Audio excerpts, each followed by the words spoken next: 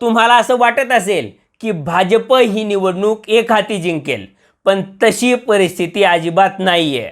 मी असं का म्हणतोय? तर मी असं म्हणतोय त्याचं कारण म्हणजे मागच्या निवडणुकीची आकडेवारी. काय झालं होतं मागच्या निवडणुकीत?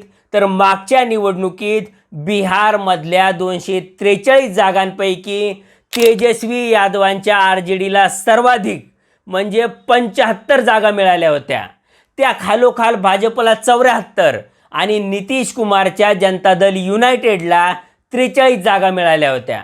म्हणजे एकूणच गणित बघायचं झालं तर भाजपा जे डी यू या मित्र पक्षांच्या युतीला 125 जागा मिळाल्या होत्या आणि दुसरीकडे तेजस्वी यादवांची आर जे डी, काँग्रेस आणि डाव्या पक्षांना मिळून 110 जागा मिळाल्या होत्या. म्हणजे बी जे पी आणि जे डी यूच्या विजयी आघाडीपेक्षा पराभूत झालेल्या आर जे डी आणि काँग्रेसच्या आघाडीला फक्त 15 जागा कमी मिळाल्या होत्या.